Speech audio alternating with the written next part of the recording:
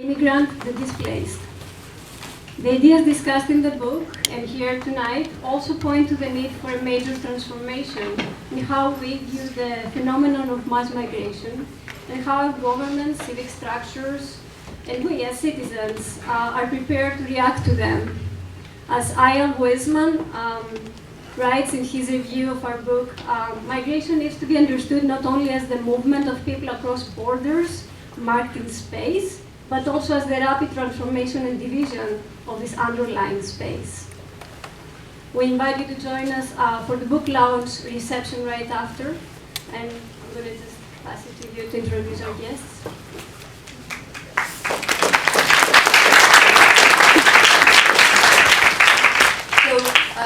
Tonight, Saskia Sassen and Håvard Breivik will present their work around the notion of transience and related themes.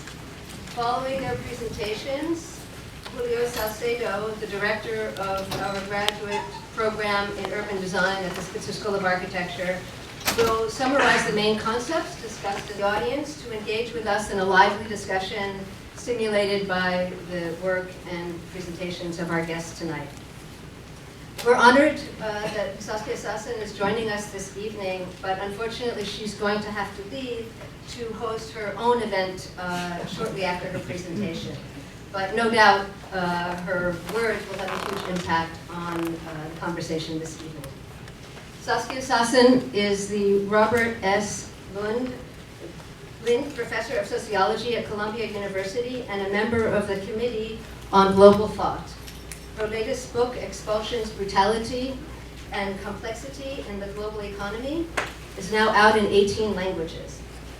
She is the recipient of diverse awards, including multiple Doctor Honoris Causa, and the 2013 Príncipe de Asturias Prize in Social Sciences. Saskia was elected foreign member of the Royal Academy of the Sciences of the Netherlands and made Chevalier de l'Ordre des Arts et Lettres by the French government. Her lectures and writings have been a huge source of inspiration to us during the development of Transient Spaces, and we are very, very pleased to have her here with us tonight. Saskia, will you please join us?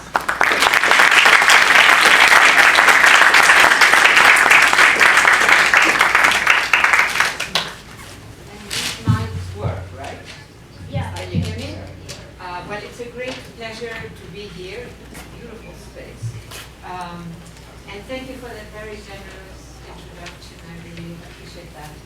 I want to talk about a notion that I am increasingly persuaded about, though I don't necessarily want to shape your understanding of matters. And that is the notion that this is a period that sees an extraordinary, often brilliant growth of extractive modes.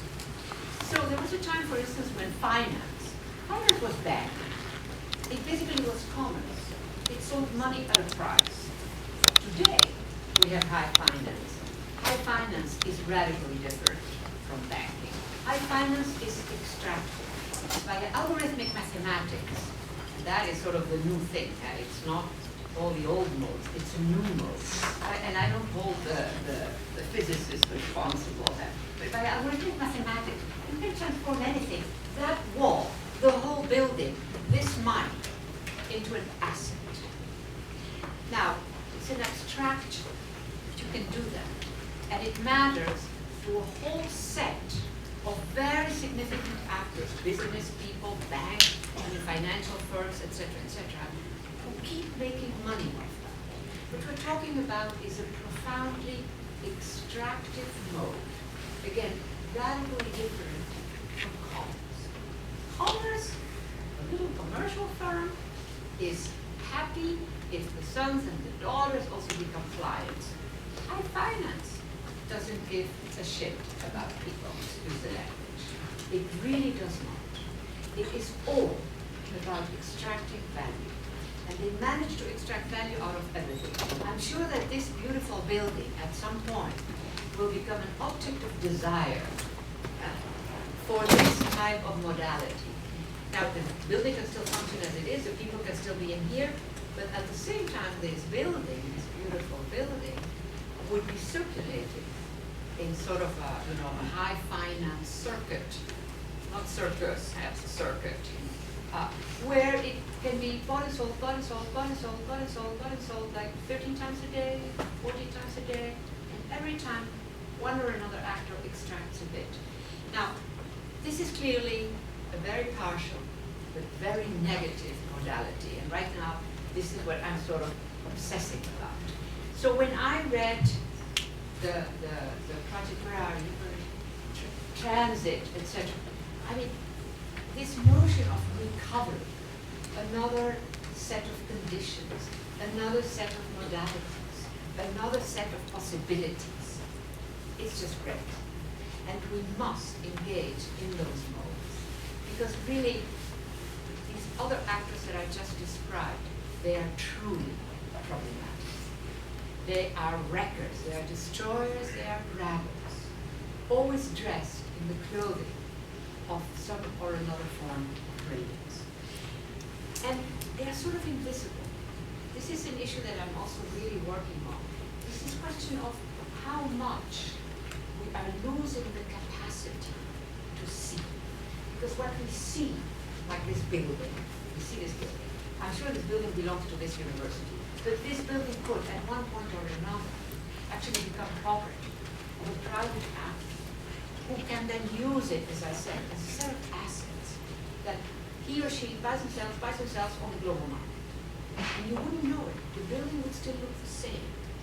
So this question of what we are able to capture with our eyes is something that deserves, I think, demands that we sort of revisit a whole set of issues, a whole set of projects, a whole set of forms in which we want to make this a better world, etc., etc. I remember I had some slides, right? They are over there. I didn't mean to keep all of it. I didn't even see that all of this was there. Let's see. So one way for me to engage in this emergent set of conditions for which there is no clarity and no full recognition, say, I would say by most professionals, for instance, is so I sort of like this notion of we can't just be in the zone of method, we have to exit, but not throw it away. So one mode is that you are in a zone that I call before method, but you are aware that method is there. So one set of elements here, two elements, the notion that the interesting moment of sight is not the center where everything is clear and strong. It's the fuzzy edges of paradigmatic knowledge.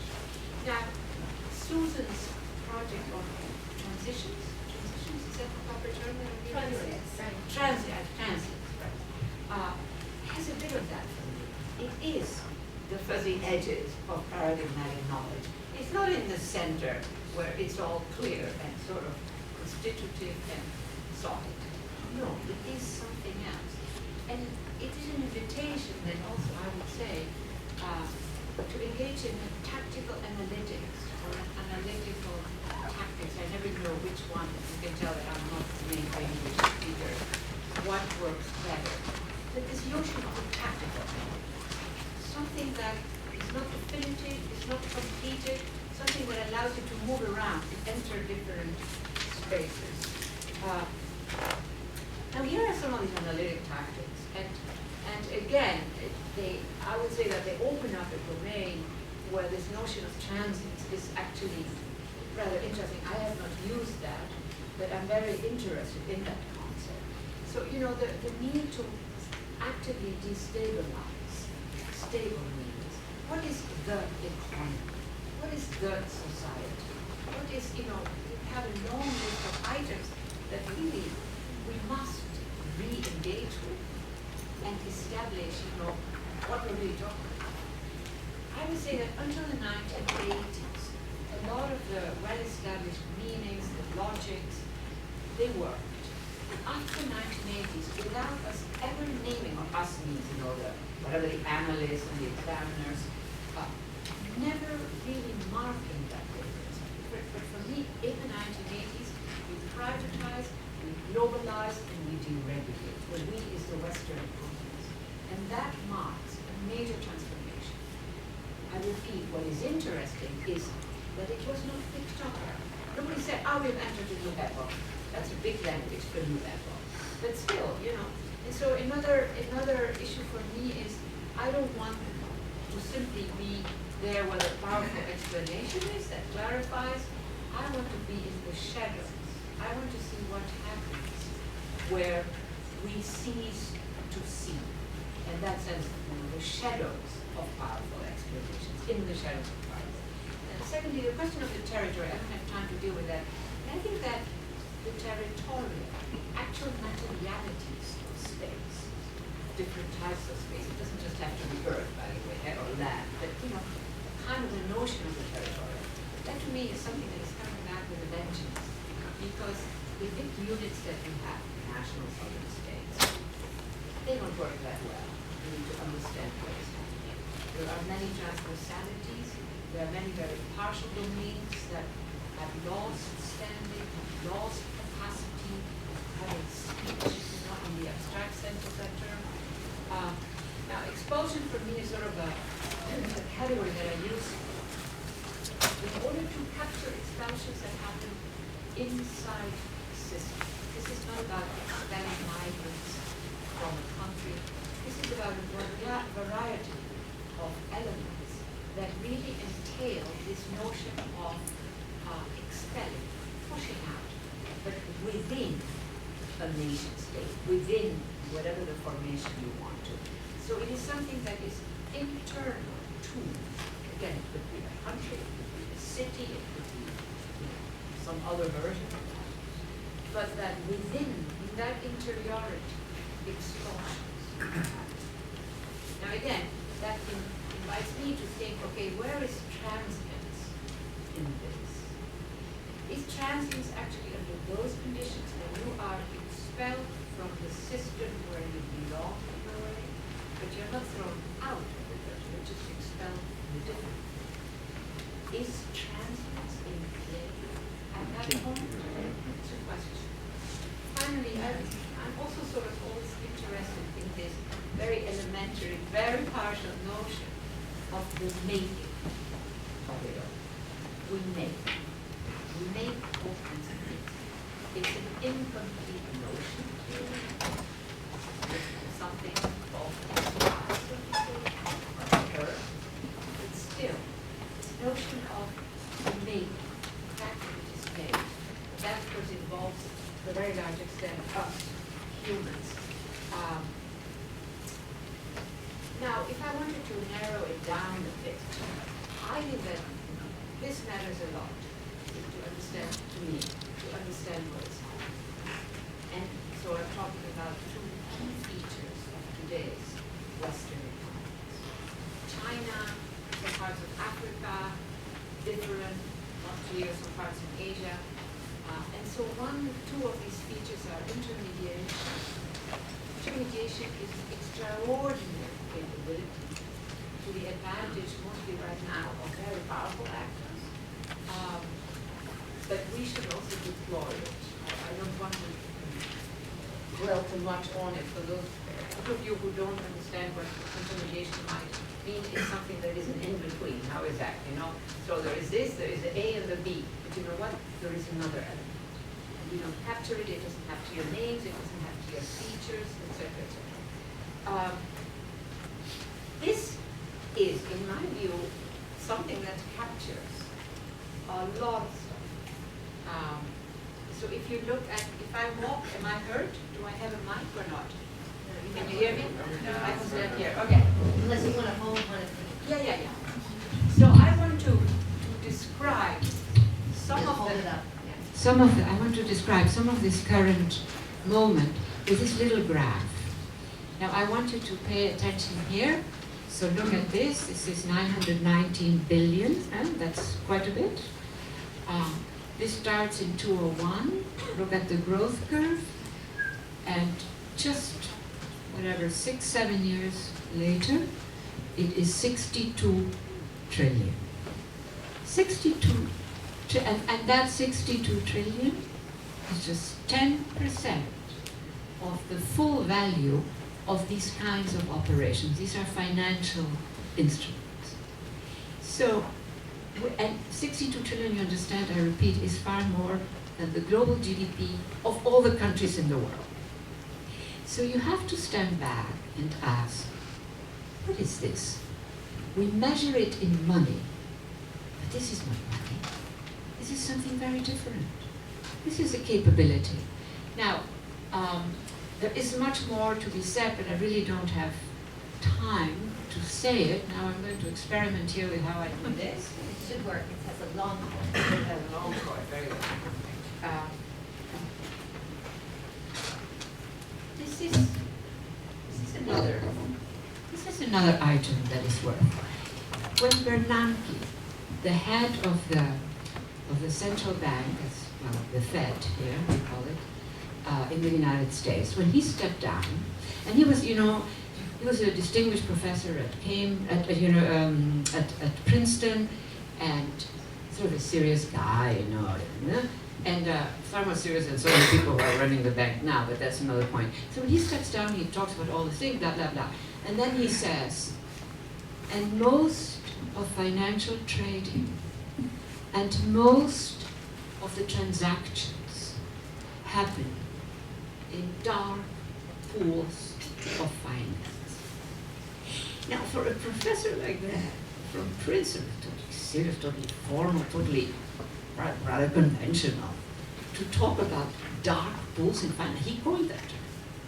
And then he said, most of finance today happens in these closed pools, and we don't know what happens there.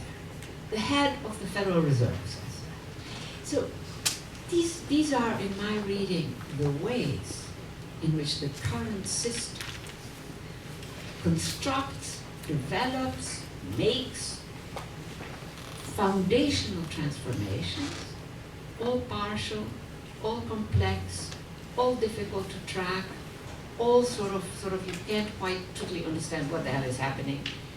And so he very conservative man, you know, etc.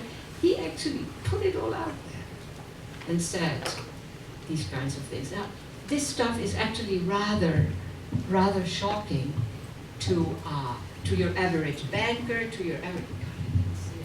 Now it's become very complicated. Put my glasses on again. Now I want to give you another very simple example. This is really simple. Think Eastern Europe.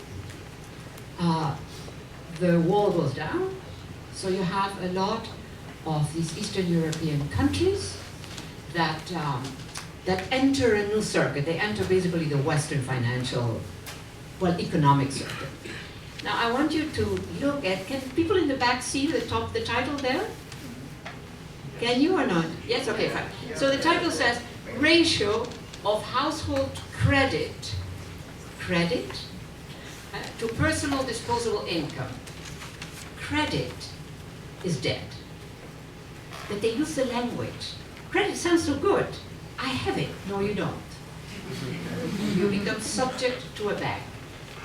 Then emerging markets. In other words, this is the wall has gone down, you know, and these are, eventually these countries begin to enter the circuit, right? But they are modest economies, is one way of putting it.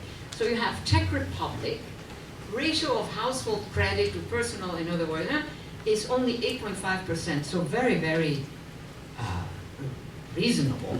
The United States, at that point, household debt was already 104%. So you can see the difference between these two. But then, and the Germans, by the way, always amazing. Look at that. 70, 70, 70. How do they do it? The US didn't do it. And, you know what I mean?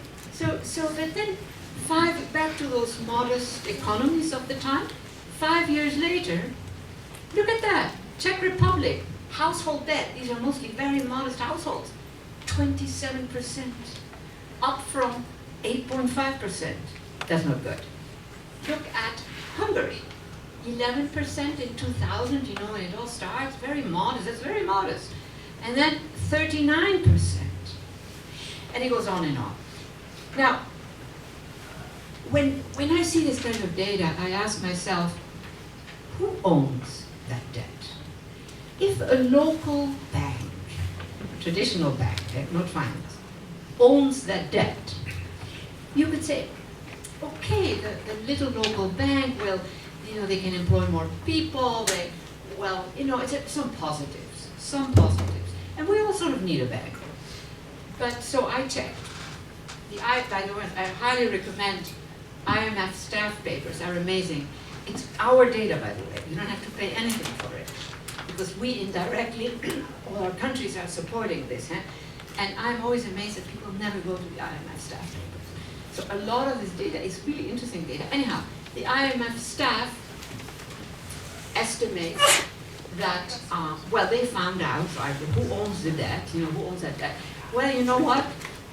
Nothing, I don't hold anything against the three countries that I'm going to mention, but it was Germany, Switzerland, and Austria. By chance, 3 Germanic banks, very rich countries, they own the debt of those very, very modest households. That is not so brilliant. Secondly, they take whatever the little money that the households pay, to have that, taken away. If it recirculates in Hungary, in Czech Republic, in Poland, especially at that time when they were sort of poorish countries, that's okay. But that 3 super banks take it all out and then benefit, and extract. That is bad. And that is, of course, a lot of what is happening. So what I'm trying to get at here is that the variety of mechanisms through which an extractive logic is hitting even very modest households. Now, somebody has to tell me how much time I've left, because I think anybody? I am not good at timing. So one way of 5 minutes. 5 minutes. One way of sort of putting it all together is to say that extractive sectors, which includes some very, very fancy entities, it's not just, mining, etc., can extract even from very modest households. That capacity to extract doesn't fall from the sky. It is made. And it is made by brilliant minds. Algorithmic math being one critical element. We can't hold it, as I said at the start, against them. But this is serious stuff. And so also this image that I want to give you, it's sort of an image, that if you go to, say, Goldman Sachs, in the past, you had 100 secretaries. Today, no secretaries, 100 physicists, algorithmic math. And we can't hold it against them. But the instruments that are being invented do not come from the world of finance. They come from the world of algorithmic mathematics. And that is an extraordinary capability. Mind you, algorithmic math can also be used for very positive things. And I think we should use it much more. And we should use those capabilities to transform. Let's see a thing. Okay. Now here is yet another extractive mode, and I will be concluding. And that is when modest neighborhoods become part of high finance. And this is, of course, the famous mortgage. You all heard about it, I think, in this country. The famous mortgage that then collapsed and 14.5 million households went broke. And 14.5 million households could be 20 million people, 30 million people. It depends, the household might have one person or it might have 3 or 4. That event was invisible. We heard about it, yes, we heard they went broke. But the tragedy that happened, we couldn't see it. Our eyes could not see, really, 20 million, 50 million households or 30 million people losing everything. And again, to me, the theoretically speaking, this notion of that the material loses capacity to be speech, as we would say, right? To actually speak, to have a story to tell, to give you the data. To me, that is very disturbing. And so both examples that I gave you, this very quickly, clearly, the other one, they have that capacity. This is a mode of doing economics, if you want, that is way, way different from the traditional mode. You can see very quickly here. So this is, I think, what? Okay. So this, you're all familiar with this, but we're talking millions and millions and millions of households. And I'm sure that none of you have had the experience of seeing 40 million households losing it all. And I am now wrapping up and I'm doing this. So one way of thinking, one sort of moment of closure, but it's very partial, clearly, is this notion of the emptying, those 14.5 million households are emptying of urban land. And there is a whole second part that I'm not going to give you, which is in fact how urban land has become an object of desire for a vast number of investors. So, final little image to give you a sense, central London. The main owner of central London is not the Queen of England. It is the Qatari royals. You can't see that. London looks exactly the same.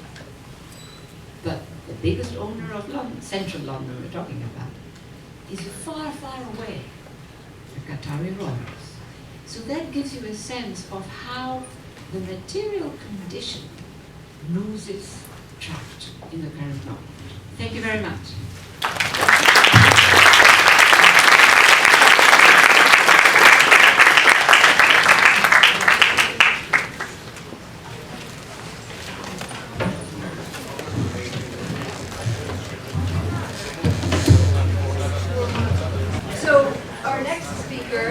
Is Håvard Breivik, who is an architect and a member of the Norwegian Refugee Council Emergency Standby Roster. He's currently coordinator of the Global Alliance for Urban Crises Secretariat and responsible for the master's course called In Transit at the Oslo School of Architecture and Design. Håvard has worked in crisis response, humanitarian relief, and development around the world, and has been deployed with UN agencies in Haiti, Macedonia, Hungary, Greece, and New York. Thank you so much, Håvard, for joining us tonight.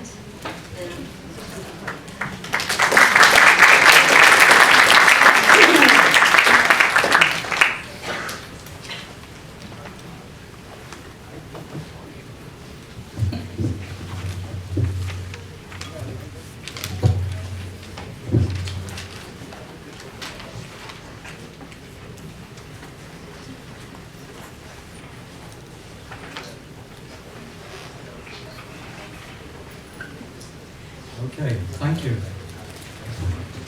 Can you all hear me? Yes. Let me know if you cannot. I feel kind of bad for being the reason why you cannot see the second part of Saskia Sassen's brilliant lecture. What a tough act to follow. But I'll do my best to continue. Slightly different type of presentation. And I've called my presentation Public Spaces in Disguise, the role of built environment experts in crisis context. So first, thank you so much, Loukia and Suzan and Samantha, for inviting me. It's an honor to be here. Great to see a full auditorium. It's a really nice school, the Spitzer School. So yes, let's start with talking about place. Geographer Tim Creswell, he argues that places are spaces which people have made meaning. They are all spaces people are attached to in one way or another. This is the most straightforward and common definition of place, a meaningful location. So what happens when a person is displaced and when the privileges as a citizen are removed and when access to places and functions that constitute or frame a person's daily life are taken away? And what is the role of environment professionals in these situations? Am I too close? Yes. Yeah.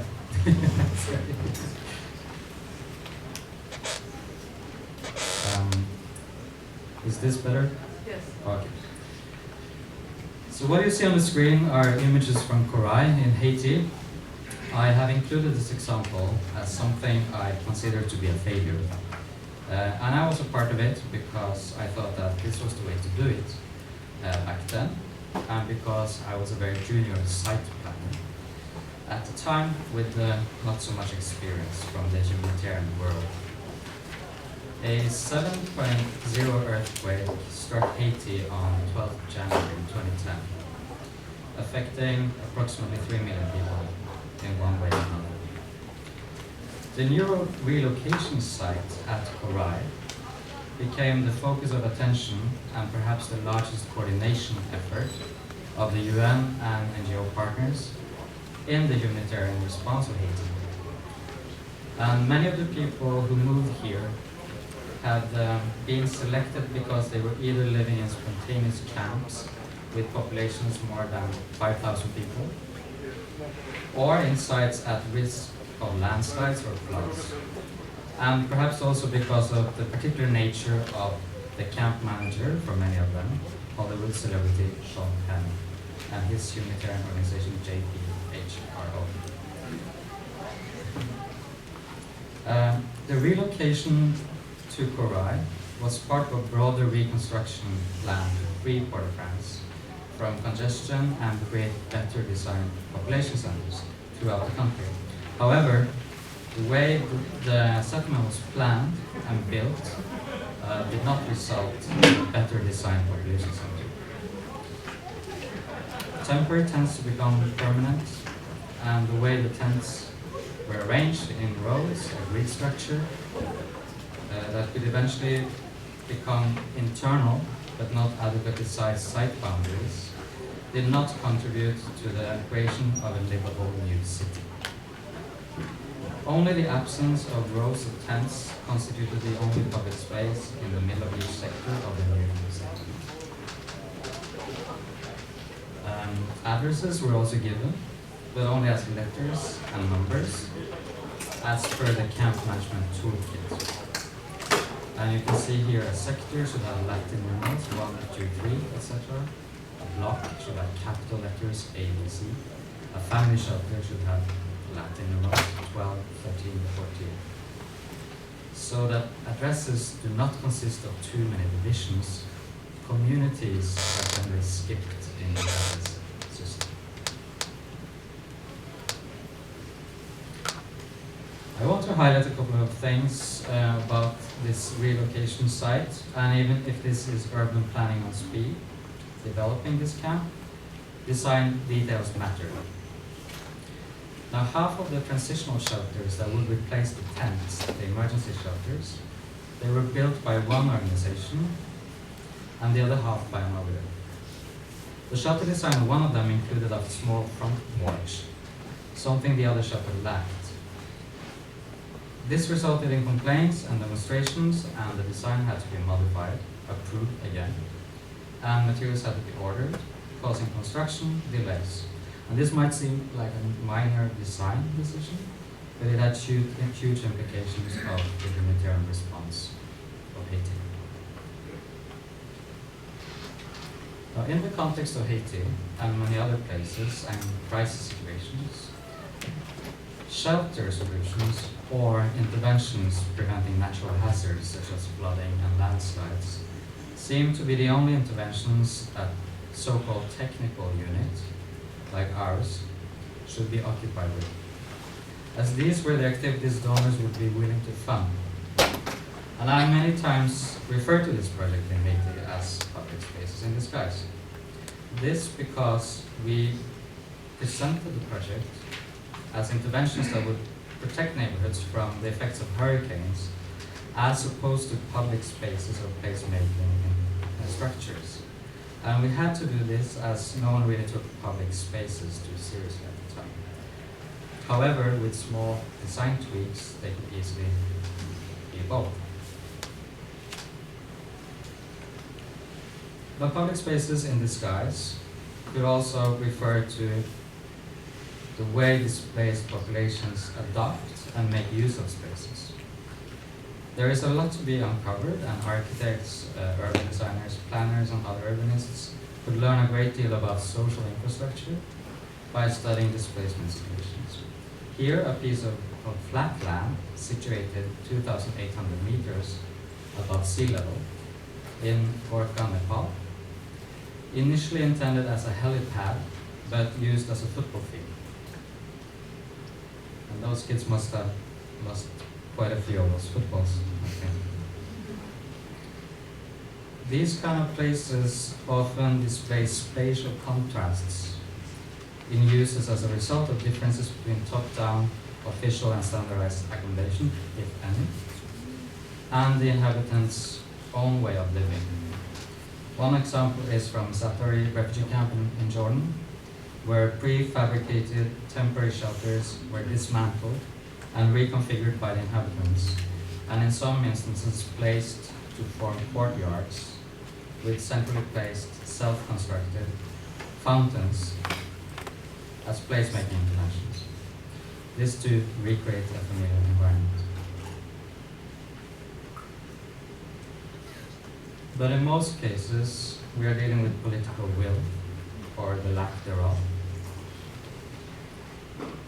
In July 2015, I was deployed to the UN High Commissioner for Refugees, the UNHCR, in North Macedonia, as it's called now. Back then it was still Macedonia, so I might just refer to it as Macedonia, hope you know. And Hungary, focus on the Balkan route, that was still open at the time. In 2015, Hungary witnessed a rapid increase in arrivals.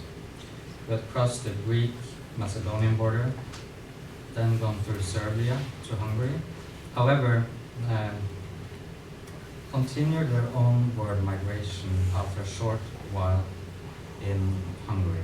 And with a very few exceptions, the ones I asked told me that their final destination would be either Germany or Sweden. The Hungarian government decided to construct a fence on the Serbian border. And here you see one of the 4 prototypes that were built while I was there. Numbers from the International Organization for Migration show that on average there were 7,000 border crossings into Hungary in September of 2015. The fence was completed in October, and in November the numbers have dropped to 10.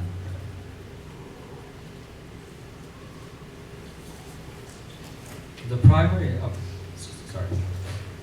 primary objective of the mission was to support the UNHCR Regional Office of Central Europe and Budapest, and the Office of Immigration and Nationality of the Government of Hungary, with advice on shelter and site conditions and camp management. And the mandate of my mission can be summarized as follows. It's a bit technical, but I think it tells you a lot. To secure the well-being and dignity of the beneficiaries according to international humanitarian standards, as well as other protection principles and age, gender, and diversity policy. Ensure the implementation of the minimum reception standards of the EU's recast Reception Conditions Directive, to which Hungary, as an EU member state, will be legally obliged to as of 20th July 2015. This is what was in one of the reception centers, and this was on a day when it was known that our delegation would come.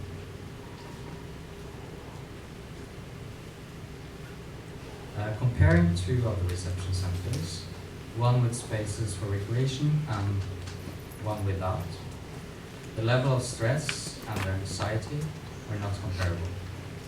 Before I left Haiti, I included in the official report that they should spend money on fixing a broken basketball hoop instead of hiring more security personnel. So if we zoom out a little bit for a moment, I'll just quickly go through some numbers that probably most of you are quite familiar with. But now more than 17 million people are forcibly displaced. Urban displacement is on the rise. Most refugees live in cities, not in camps or rural areas, and similar numbers for IDPs, internally displaced persons. They're actually higher, I think, for IDPs. Additionally, there are 258 million migrants.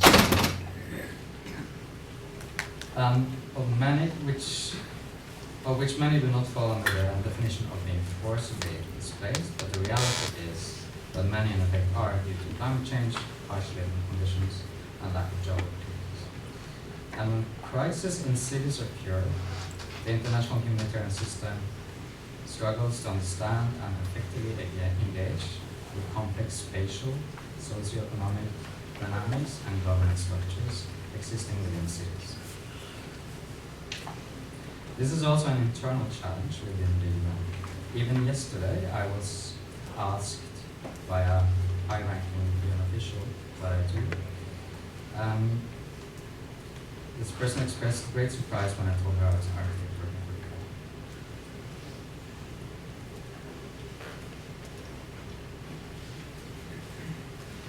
This quote comes from a colleague's spontaneous response to my suggestion of applying the so-called urban displacement and out of camps approach as part of our emergency response strategy in the early days following the 2015 Nepal earthquake. Now, my interpretation of what she meant by this is that new approaches to the ever-growing urban displacement challenge, and this example developed by the Geneva-based Camp Coordination and Camp Management cluster, of which my colleague actually was part of, is not applicable to ones on the ground in an emergency situation. Still, it is because these situations require rapid and often improvised decision-making that urban displacement is still considered a humanitarian and international development concern rather than a spatial, urban, and contingency planning matter dealt with by experts. Forced migration is a constant phenomenon. It's not going away, and we need to think differently about this. And I want to be honest now with I don't really have the answer to all these questions I'm posing. After some 10 years working in the UN system, I have started as a physicist on my own PhD.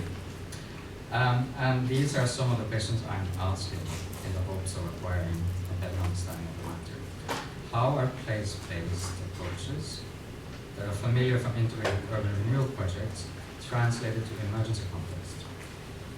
Can we make better use of urbanism theory, especially discussions concerning the role of public spaces in urban life, and apply urban design and architectural practices in crisis contexts and contingency planning, eventually leading to better integration processes?